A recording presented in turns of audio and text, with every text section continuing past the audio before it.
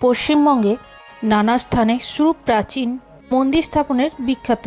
ইতিহাসে এক এক রাজা এক এক শাসক আর রাজত্বকালে সমগ্র বাংলা জুড়ে বিভিন্ন স্থানে মন্দির ও মসজিদ নির্মাণ করেছে।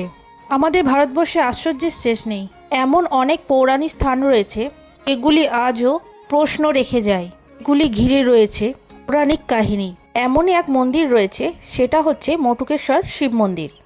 কবে মন্দিরটা প্রতিষ্ঠা হয়েছে তা নিয়ে সুনির্দিষ্ট তথ্য সেবায়তদের কাছে আজও অজানা।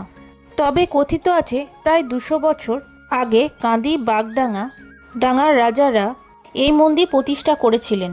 মন্দিরের সেবায়তরা তাদের পূর্বপুরুষের মুখে যে গল্প শুনেছেন তাই বছরের পর বছর ধরে জনশ্রুতি হিসেবে প্রচারিত হয়ে আসছে। কথিত আছে গ্রামের মাঝামাঝি অংশে ঘন জঙ্গল ছিল। মুকুট ঘোষ নামে এক গোয়ালা ছিলেন, সমস্ত গরুকে ওই জঙ্গলে নিয়ে যেতেন। কিন্তু একদিন তিনি লক্ষ্য করলেন গরুগুলির মধ্যে একটি গাই বাড়িতে এসে দুধ দেয় না। জঙ্গলে যাওয়ার পরও অন্য গরুগুলোর সাথে তাকে দেখা যায় না। কিন্তু মুকুট ঘোষ ওই ঘন জঙ্গলের মাঝে সেই গরুটাকে খোঁজার সাহসও পান না।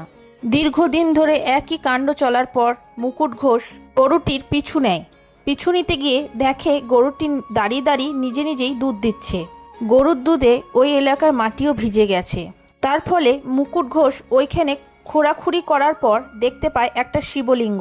তারপর স্বপ্নাদেশ পান যে আমার এইখানে একটা মন্দির তৈরি কর, মন্দিরের নাম হবে মুকুটেশ্বর। স্বপ্নাদেশ তো পেলেন মন্দিরটা করার জন্য, কিন্তু মন্দিরটা কে করবে? মন্দির নির্মাণের এত টাকা আসবেই বা কোথা থেকে?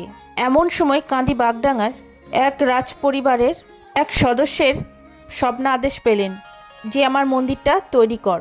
সেই মতে মন্দিরের নির্মাণও শুরু হয়ে গেল। মন্দিরের পিছনেই রয়েছে ভৈরবনাথের মন্দির, সামনেই রয়েছে বিশাল একটা নাট মন্দির। সমস্ত ভক্তরা ওইখানে এসে বসেন। এই মটুকেশ্বর শিব মন্দিরে সমস্ত মনস্কামনা পূর্ণ হয়। আপনারা যদি এখানে আসতে চান তাহলে চলে আসুন, মুর্শিদাবাদে মশরডা গ্রাম। আমার এই ভিডিওটি কেমন লেগেছে অবশ্যই জানাবেন আর পাশে থাকবেন। তো আজকের মতো এইটুকুই। তো টাটা।